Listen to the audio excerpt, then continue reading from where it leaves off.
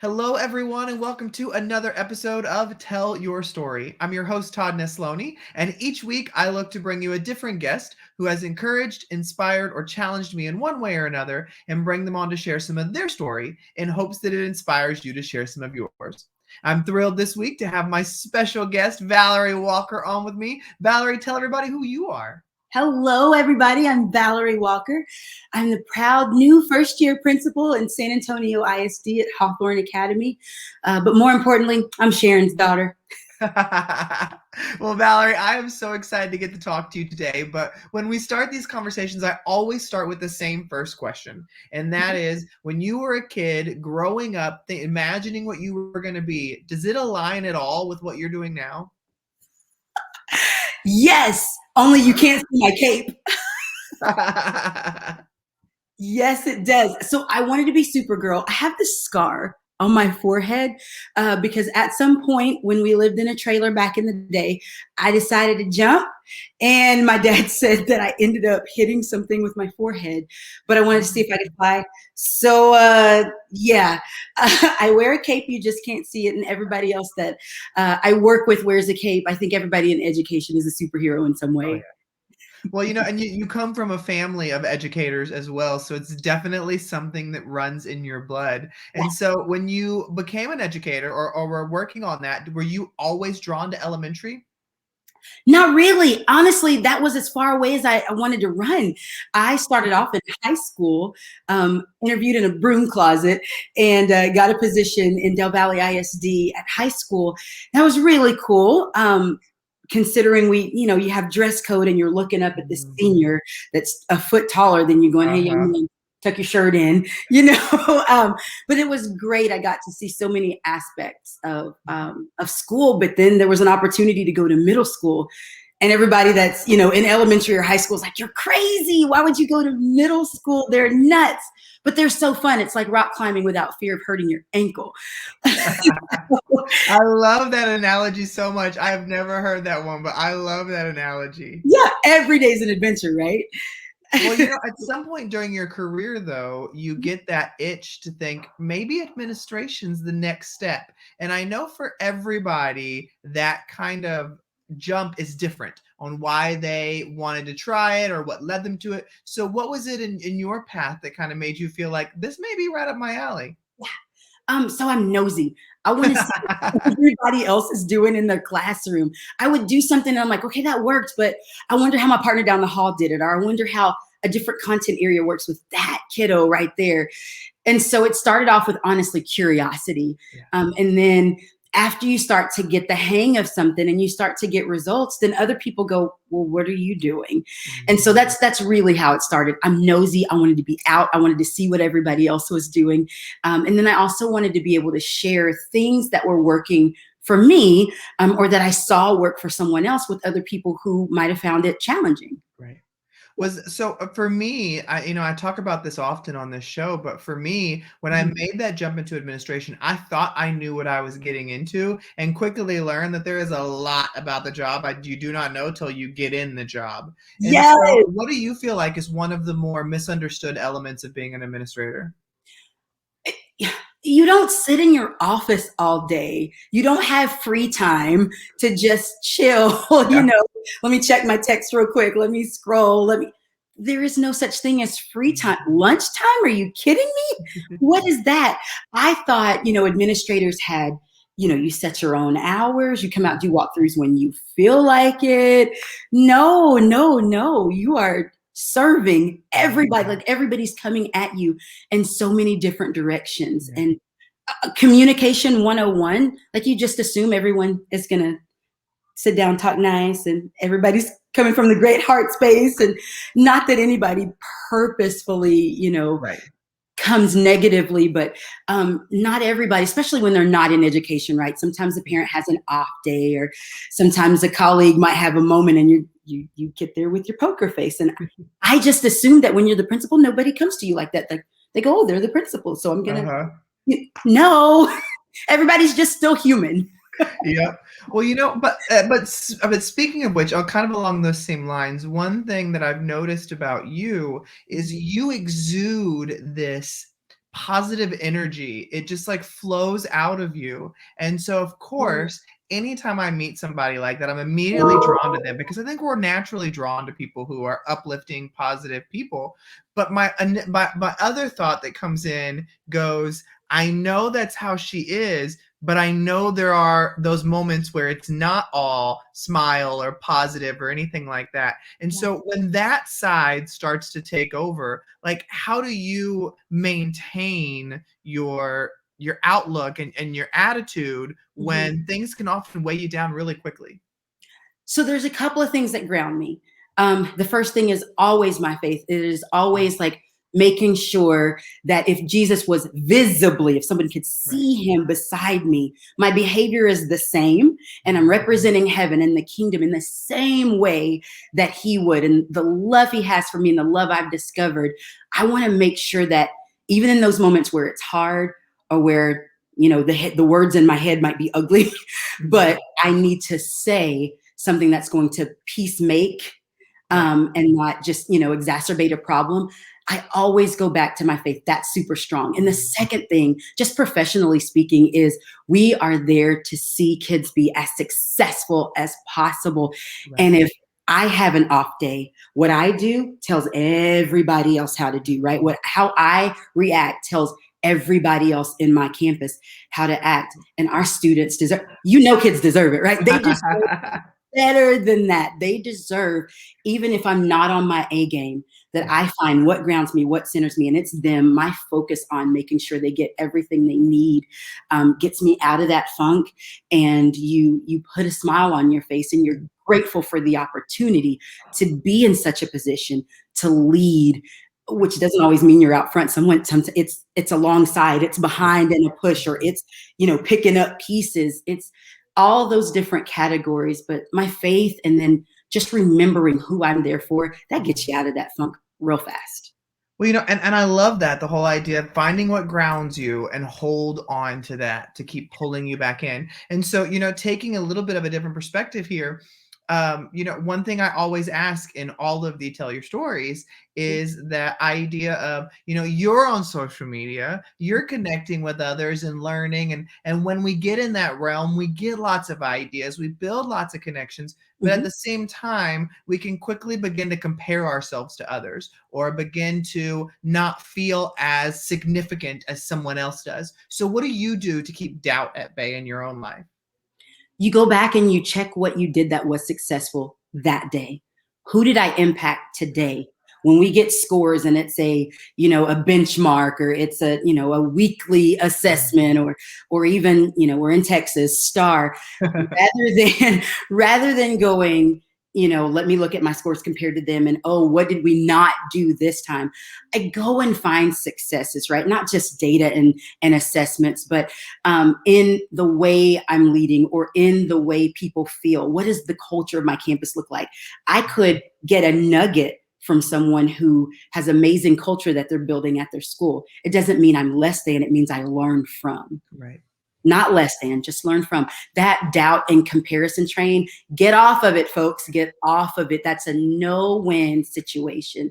You can always learn something from people, though, and then challenge yourself to see, does this fit, my campus, does this fit my culture? That's good life experience, right? Does this fit my life? Is this where I'm trying to go? And if it is, borrow a tip. But everybody has a story, and that's the thing to me. I love that you do tell your story. Everybody has one. Yeah. And whatever that person lived through to get there, they probably tried someone else's strategy too until they made it their own, or until something came to life for them. So, no comparison, just learn from. I love that. Well, I mentioned it earlier, but you also come from a family of educators, and administrators too, on top of that. And so I got to know, what is it like when y'all get together? Like, do you talk shop or do you say, okay, I deal with it enough, we're talking about other stuff now? So we purposefully try not to talk shop. You haven't met my dad yet, but he's hilarious. We will start off, oh, how's everything? How's the weather? Mhm. It's just awkward. And so we finally start, okay, well, did you hear the latest? And he's like, oh, I'm out of here. You guys, there you go again. Or he'll get, he'll tell us, oh, y'all go to the other room to talk shop somewhere else. It's hard not to when you're just passionate about those things. It doesn't get old. It doesn't feel like work. So we're excited. I learn from my big sister all the time. She said a campus of 1,200. I have just over half that. So things that she does systematically, I can't help but wonder what she does. And then my mom will chime in, well, that sounds like running a small, being the superintendent of a small town like I was, but y'all are doing that at the campus level. Well, she's intrigued by things we're doing and walking through and learning from. We constantly learn from her. It's fun when it doesn't feel workish. Yeah. Well, your mom is I want to kind of dive into this too, because your mom is a strong Black woman. You and your sister are strong, powerful Black women. Y'all have had great success in your career. And I know that over the last year, especially in our country, the conversation of race has come up more and more. And so I'd love to hear from you. Like, you're in such a good place right now and achieving so much, but I'm sure you yourself have faced different parts of racism, because I know you're in Texas, and so it's present. I mean, it's present everywhere, but when you come down south, sometimes things can pop up a little more where you are. And so what has it been like for you growing up and achieving what you have and having those strong role models in your life? Have you faced some of the same things as what we hear about and what the conversations are about? So my experience is a little different. While I empathize, right? Like I live in this skin. It's not a suit I take off. So, but my experience has been a little different. I have not necessarily overtly been discriminated against personally. Right. But I always grew up aware, like I was different. I will never forget my freshman year in college in Siloam Springs, Arkansas, where you can't hear anybody pray in the country. I had a roommate and she lived nearby. She could drive maybe 20 or so minutes home. And she always wanted to go swimming. And I was like, I can't. She's like, oh, you can't swim. Yes, I can. I can swim. My hair takes forever after swimming. It's a fro, Todd. It's a fro. Like, that's why I do these twists. A fro. And she didn't understand. Like, she assumed, oh, you're Black, you can't swim. Right. No, and she didn't. I know she didn't. Right. Properly, but it's things like that, right? Like, so I've walked through not overt, but just situations where I'm very aware that in the space I'm in, I'm different. I remember, mom's going to laugh when she hears this. She was going into interviews and she would say, oh, I got to get to the beautician. I'm like, your hair is slamming. And she's like, no, it's a finger wave. Different people in small towns and things, they really want to see you look a certain way. And I just kind of went, but is that spoken out loud? Like, when I go to my teaching interviews, when I was a teacher, right, as an assistant principal, even principal interviews, I was very aware of my hair. And I remember at one point thinking, I don't want to straighten my hair. My hair is getting brittle. I don't even like that. I want to explore natural hair. And then I got a little bolder in my own skin. And no one should feel like they're having to exercise bravery. It should just be, this is who I am. This is how I woke up. This is how my hair grows out of my head. Whether it's braids or whether it's twists, it's part of our culture. We're going to, experiment with our hair, protect our natural hair and make sure the elements aren't doing messed up things to it. And so you get to a place where you go, this is just me. In the same place that kind of, if you have small tattoos in places and you're like, my wrist, should I cover it? Should I wear a cuff? Should I not? Right? It's very similar, only it's not ink, it's me. And so you come to this place where you go, I'm going to be transparent and I'm going to show them me the day they meet me. I'm not just going to change 2 months down the line. Aha, you thought I was going to have straight hair. No, you just get to a place where you grow in your own skin. You're aware that people still think things and they don't even mean any harm. But why didn't you straighten your hair? Why did you think I should? Mhm. Sometimes people just don't realize it. And just having friends, my circle of friends is amazing. We get to have these conversations where we kind of bounce ideas off of each other. Like one friend would go, I didn't realize that saying something like that or asking that question could Right. come across offensive. And you're like, yeah, not to everybody. We're girl, we can talk.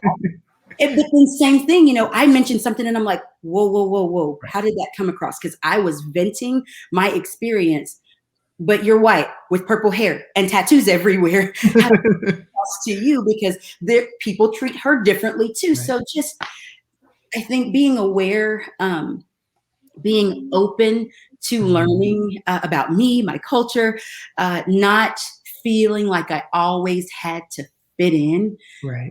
Nobody ever said I had to, but because I was one of five in my graduating class, I thought, maybe I should. Identity things in high school, all that Yeah. stuff, but never any. And if it did, thank God my memory is not great in that Right. area. If it did happen to me, but I can't remember anything that was overt. Well, but even hearing you now, I mean, I think even hearing what you shared there is powerful because I think, for me, I've never had to think about what my hair looked like. I never had to worry about jumping in the water and worrying about what my hair is gonna look like when I come out of the water. I mean, those little things that I take for granted in who I am, and the privilege that some of those things give me. I think that I love hearing that perspective, and that's why I try to ask that question as often as I can because I feel like the more we talk about things like this, the more we learn. And Mhm. so, as we wrap this conversation up, Valerie, one thing that I always love to end on is I believe there's so many things as people that we hold close to our hearts or true to who we are and are just the foundation of our being. And so, for anybody listening or watching today, if they were to walk away with one thing, what would your one thing be for them? Vulnerability, transparency, living in who you are, owning who you are, doing the hard work to discover the things that rock you that might not rock other people, or the things that bring you joy that you didn't realize are coming from a certain place. Know those things, own those things. They're a part of who you are, but no one can hold anything over your head. No one can puppet you when you are vulnerable and transparent and reflective. I love that. Well, Valerie, I have so enjoyed getting to talk to you. So thank you so much for coming and being a guest today on Tell Your Thank Story. you. Thank you so much for having me. It's been a pleasure. And thank you everybody for listening or watching another episode of Tell Your Story. Remember, you can check out past episodes on all the podcast stations or on YouTube. Everything's there. If you want to check out any more, you can go and search Valerie Walker online and follow her. And I hope today's conversation with Valerie has encouraged you to get out there and tell your story because every